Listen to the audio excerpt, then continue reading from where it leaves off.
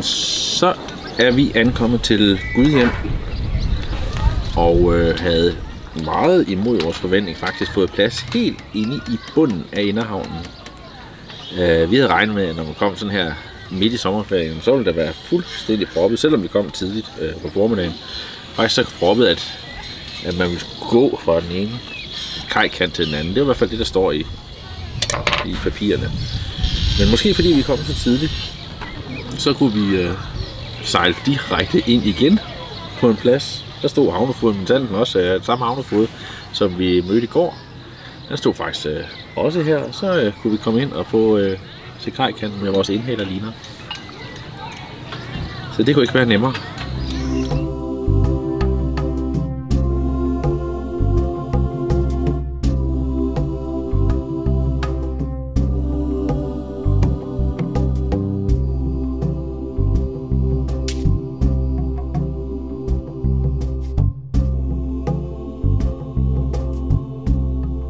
Det hele handler om at komme afsted. Eventyret venter jo lige på den anden side af havnemolen.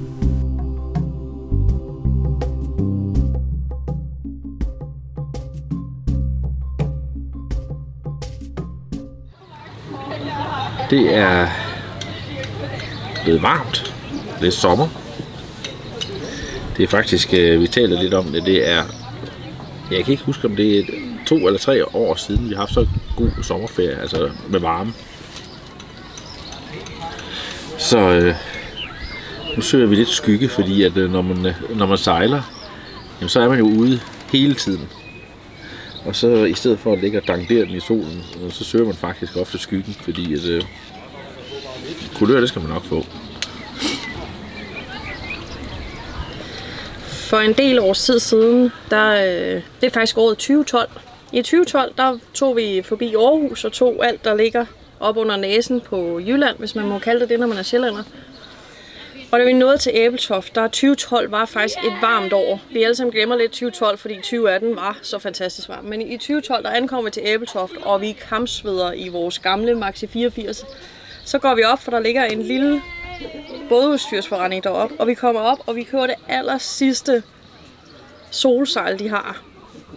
Og vi har fået det brugt lige siden, og det er ikke særlig stort. Det er paraplyformet, eller teltformet, kan man sige.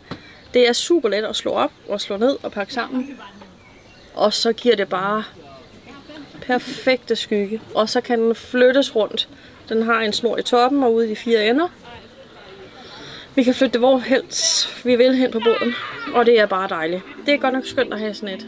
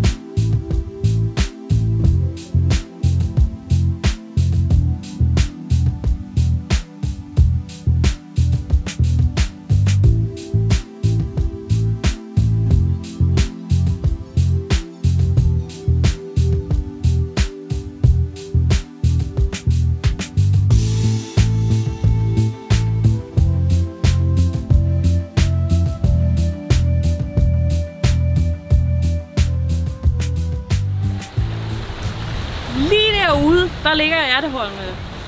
Jeg har sejlet tursejlads i små 20 års tid nu.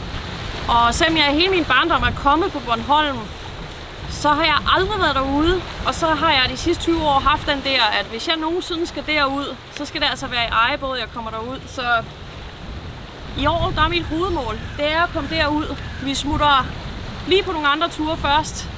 Men så skal vi derud, for jeg vil ud og se det. I dag har der været 25 grader her i Gudhjem og høj sol. Og det kan man ikke klage over. Det er virkelig, virkelig godt sommervejr. Men det betyder også, at man ikke rigtig kommer ud og oplever noget, fordi det er sindssygt varmt. Man sidder egentlig i bund og nyder det gode vejr. Det har så gjort, at vi har besluttet simpelthen at blive en ekstra dag. Fordi vi synes egentlig ikke rigtigt, at vi fik ikke oplevet Gudhjem, som Gudhjem den skal opleves, altså ud at se tingene. Så det skal den lige være. Vi giver den lige et døgn mere. Ja.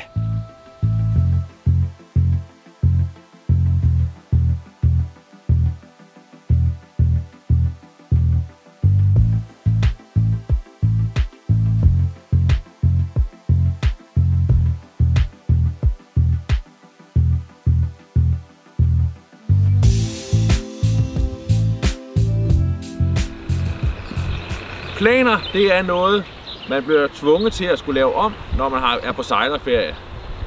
Og i går, der var det sindssygt varmt. Og derfor kom vi ikke rigtig ud og opleve Gudhjem. Altså vi prøvede mest at opleve, hvordan det var at være i skygge. Og det synes vi var en skam. Så derfor har vi sagt, ved du hvad, vi bliver en dag mere, end vi havde planlagt.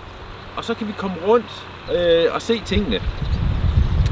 Og i dag der er det, overskyet, det småregner lidt, og så er det faktisk lidt nemmere at kunne holde til at komme rundt.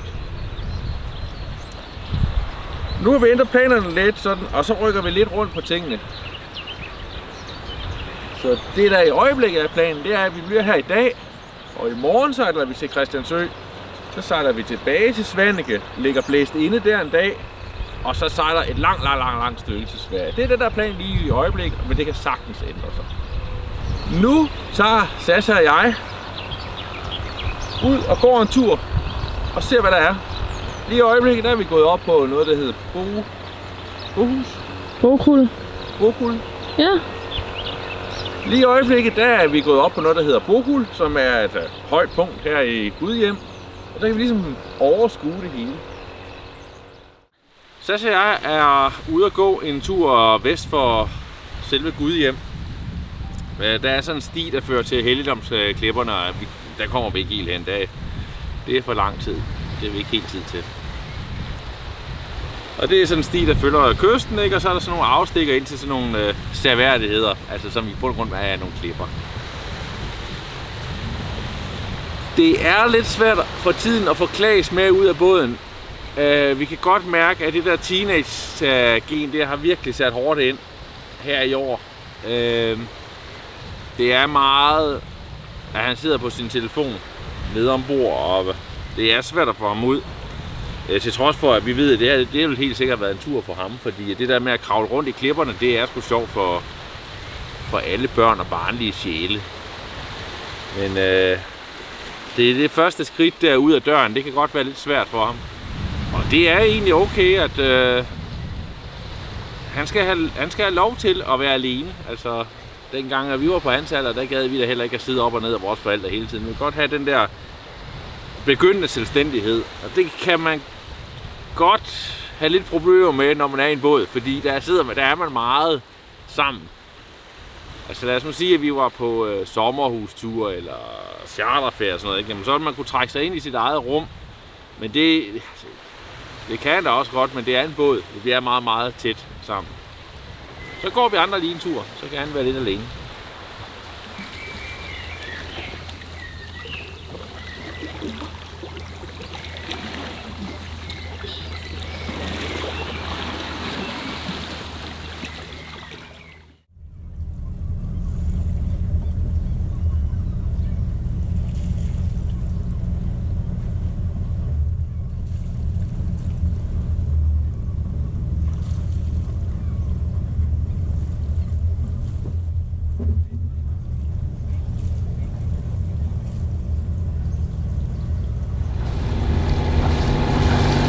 Planen var egentlig, at vi ville sejle til Christiansø i dag.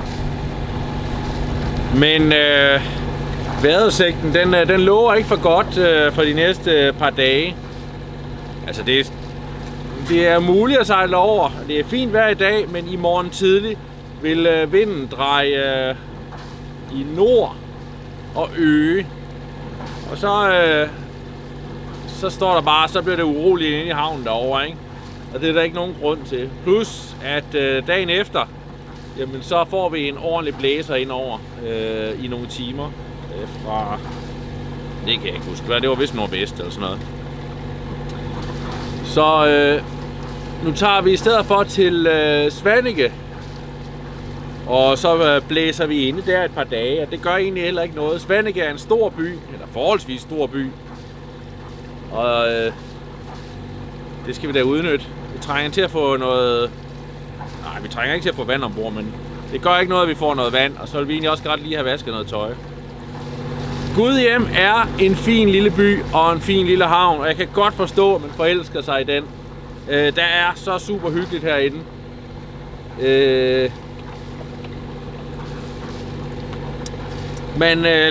Da vi var så heldige, at vi fik plads i Inderhavnen, hvilket var super duper. Og der lå vi inde i helt fuldstændig beskyttet og sådan lidt trukket væk fra det hele.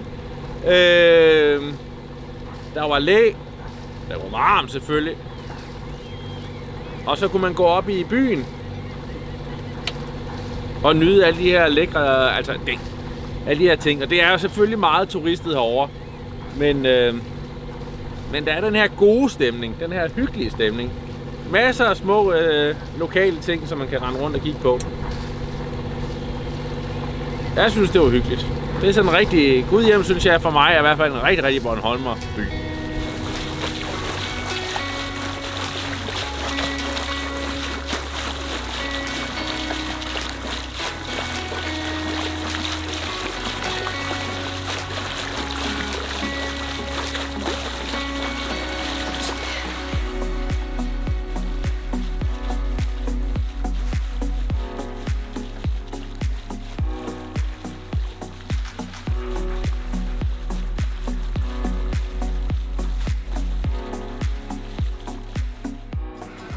Man kan vist tydeligt sige, at vi har en doven dag i dag.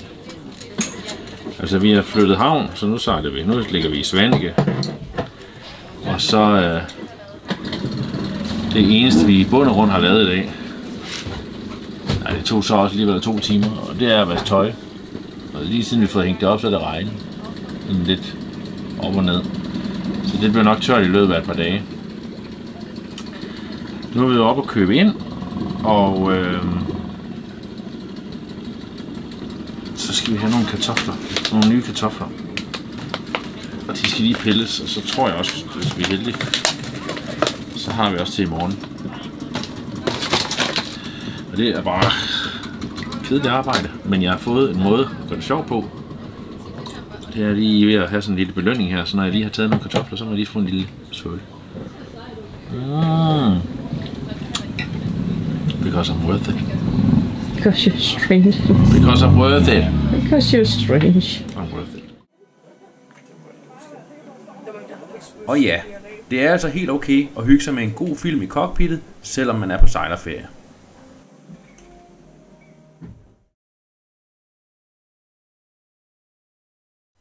I næste afsnit af På tur med Klan blæser vi inde et par dage i Svaneke. Men det gør ikke noget, for det er fedt at se, hvordan bølgerne slår mod klipperne herude på øen i havet. En barndomsdrøm går også i opfyldelse, da vi besøger en ægte mølle, og så sejler vi ud til den ø, vi havde drømt om hele vinteren.